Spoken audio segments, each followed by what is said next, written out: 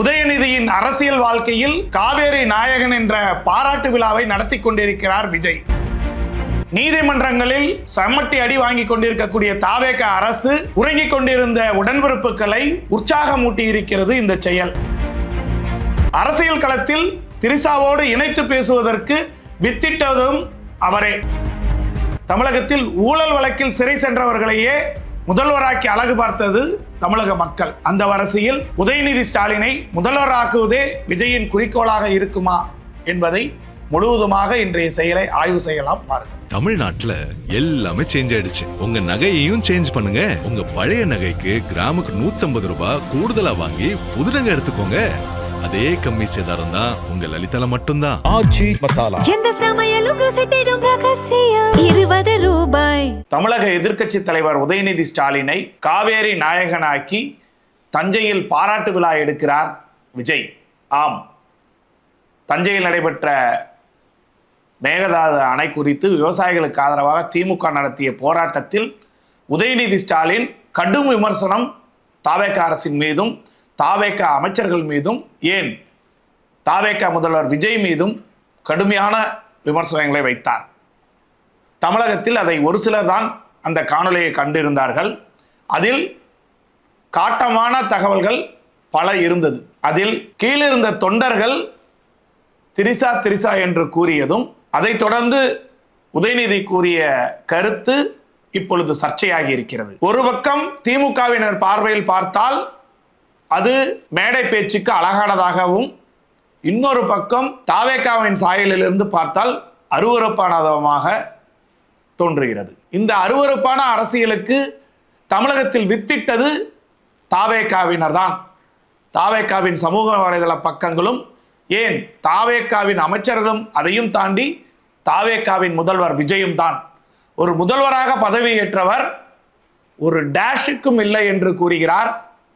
வாயில் நல்ல வார்த்தை வந்துவிடும் என்று கூறுகிறார். இதெல்லாம் தமிழகத்தை ஆளக்கூடிய தாவேக முதலமைச்சர் விஜயின் அடையாளங்கள் முதல்வரான பின்.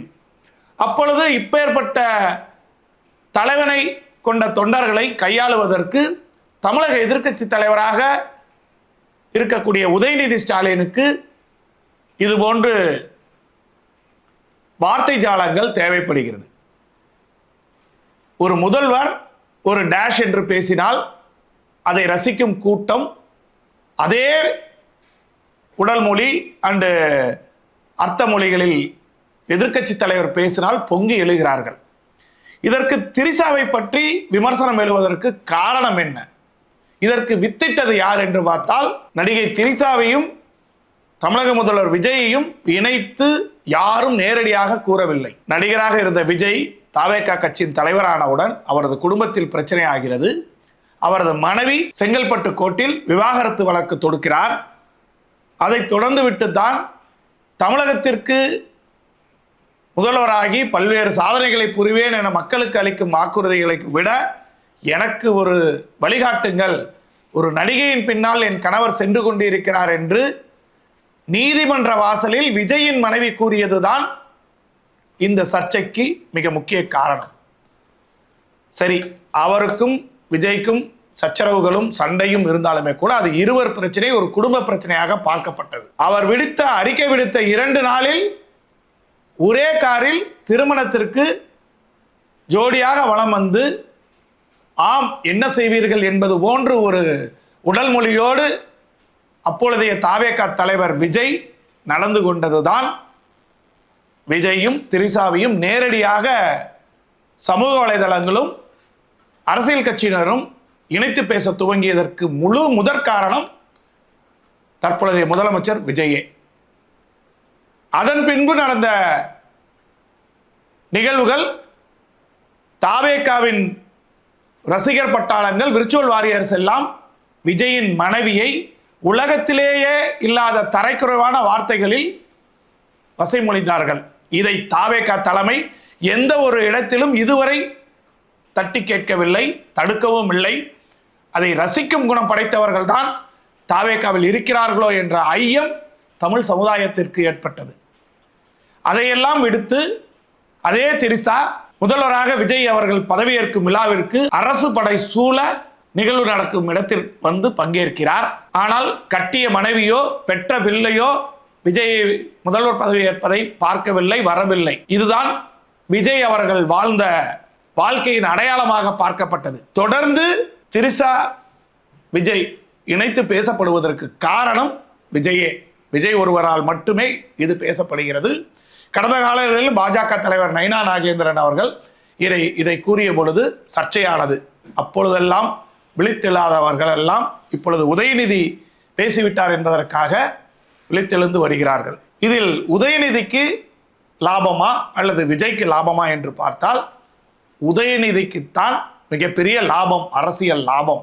விஜய்க்கு இன்று காலை நீதிமன்றத்தில் அடி வாங்கினார், இப்பொழுது மதிய நீதிமன்றத்திலும் குட்டு வாங்கி இருக்கிறார், இரவும் வாங்குவார். நாளை காலை பட்ஜெட் கூட்டத்தொடரில் உதயநிதி ஸ்டாலின் எதிர்க்கட்சி தலைவராக பங்கேற்பார். அதை தடுக்க இந்த முதல்வர் விஜயால் முடியாது. ஏனென்றால் இந்த முதல்வர் விஜய்க்கு என்ன பதவி அதிகாரம் இருக்கிறதோ அதில் சமபங்கு எதிர்க்கட்சி தலைவருக்கும் இருக்கிறது. அதைவிட மேலாக தாவேக ஆட்சி அமைத்திருக்கக்கூடிய விஜய் ஒன்றும் அறுதி பெரும்பான்மையில் வெற்றியடைந்த ஒரு கட்சியின் தலைவராக பதவியேற்றவர் அல்ல. தப்பித்தோம் பிழைத்தோம் என ஆட்சி அமைக்க அறுதி பெரும்பான்மை இல்லாமல் திமுகவின் தயவில், வெற்றி பெற்றவர்களின் தயவில் ஆட்சி அமைத்த சிறுபான்மை அரசாகத்தான் விஜய் அரசாங்கம் இருந்து கொண்டிருக்கிறது.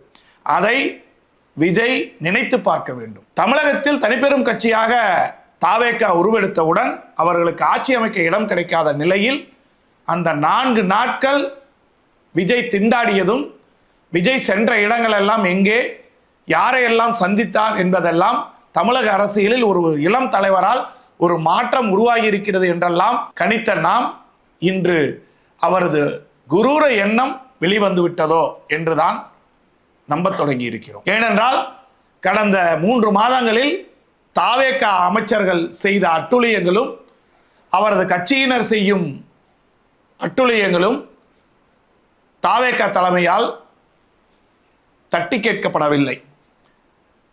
வெட்டுவேன், குத்துவேன், என்ன வேண்டுமானாலும் செய்வேன் என்றெல்லாம் அமைச்சராக இருப்பவர்களே பேசிக்கொண்டிருக்கிறார்கள். முதல்வர் விஜயோ திமுகவின் திட்டங்களை எல்லாம் இப்பொழுது தன் பெயரை போட்டு திறப்பு விழா கண்டு கொண்டிருக்கிறார், ஆய்வு நடத்தி கொண்டிருக்கிறார். இந்திய அளவில் முதல் காலாண்டு திட்டங்களில் முதலீடுகளும் திட்டங்களும் குறைவாக வந்த முதல்வர்கள் பட்டியலில் கடைசி இடத்தில் இருக்கிறார் விஜய். கர்நாடகா முன்பே இருக்கிறது, மற்ற மாநிலங்கள் எல்லாம் முன்பு இருக்கிறது. 3 மாதங்களில் எந்த செயல் திட்டங்களும் தமிழகத்தில் நடைபெறவில்லை. விஜயை நம்பி யாரும் முதலீடு செய்ய வரவில்லை என ஆங்கில நாளேடு கருத்து வெளியிட்ட நிலையில் அதை மடைமாற்றும் வேளையில் இந்த உதயநிதி கைதை தொடங்கி இருக்கிறார்.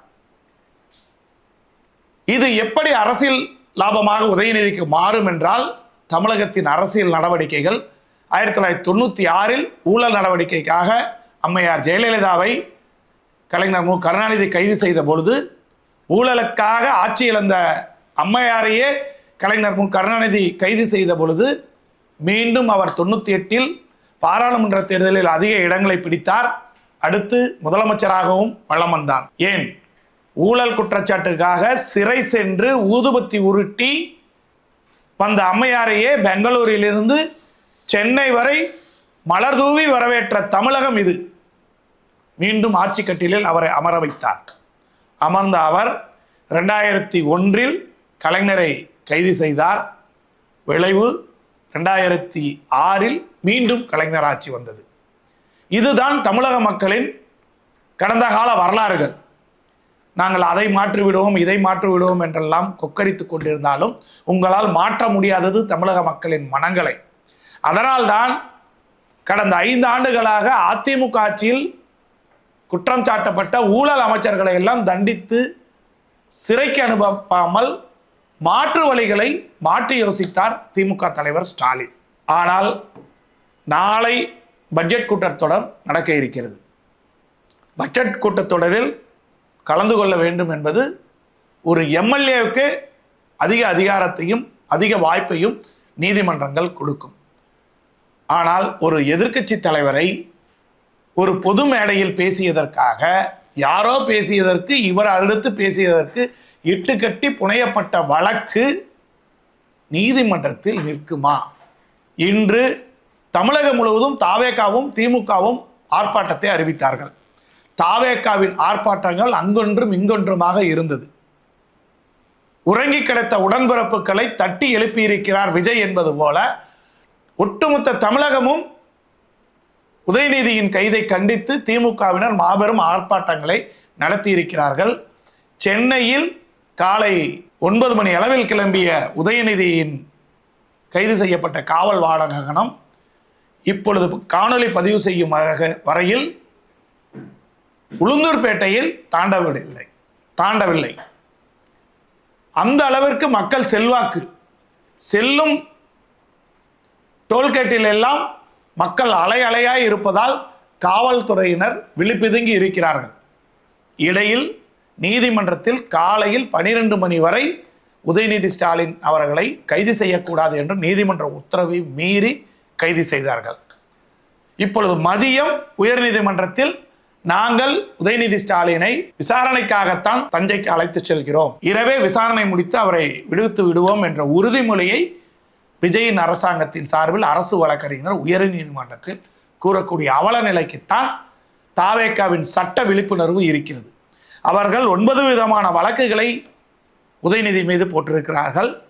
அதில் 3 வழக்குகள் மட்டும்தான் பெண்ணினத்திற்கு எதிரானதாக புனையப்பட்டது. மற்றது எதுவும் அரசியல் வழக்குகள் நிற்கப் போவதல்ல. ஆனால் அதையும் தாண்டி விவசாயிகளுக்காக தஞ்சாவூரில் மேகதாது அணையிலிருந்து காவிரி நீரை பெற்றுத்தர வேண்டும் என்று போராடிய உதயநிதி ஸ்டாலினை விஜய் அரசாங்கம் கைது செய்தது.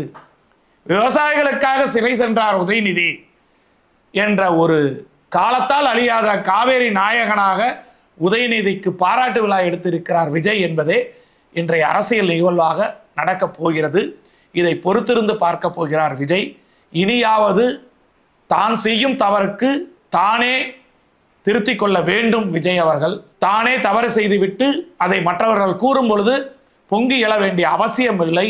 தனது கட்சியினரையும் தனது அமைச்சரவையும் தனது அரசின் நிகழ்வுகளையும் இனியாவது நல்ல முறையில் நடத்திட வேண்டும் என்பதே கிங் 360 குரலாக இருக்கிறது. பார்க்கலாம் நாளை முதல் பட்ஜெட் கூட்டத்தொடரில் என்னென்ன ஆட்டங்கள் நடக்கப் போகிறது. விஜய் என்ன ஆயுதம் எடுக்கிறாரோ அதே ஆயுதத்தை எதிர்க்கட்சி தலைவர் எடுப்பார் என்பது கடந்த காலங்களில் சட்டமன்ற வரலாற்றில் இருக்கிறது. விஜய் அரசாங்கத்திற்கு தங்களது அனுபவமின்மையும் தங்களது ஆணவமும் தலைத்தோங்கி இருக்கிறது. அதை தோலெடுத்து காட்டப் போகிறாரா உதயநிதி அல்லது உதயநிதியை முடக்கப் போகிறாரா விஜய் என்பதை பொறுத்திருந்து பார்க்கலாம். வாருங்கள். தமிழ்நாட்டுல எல்லாமே சேஞ்ச் ஆயிடுச்சு. உங்க நகையையும் சேஞ்ச் பண்ணுங்க. உங்க பழைய நகைக்கு கிராமுக்கு 150 ரூபாய் கூடுதலா வாங்கி புது நகை எடுத்துக்கோங்க. அதே கம்மி சேதாரம் தான் உங்க லலிதால மட்டும்தான். எந்த சமையலும் ருசி தேடும் ரகசியம் 20 ரூபாய்.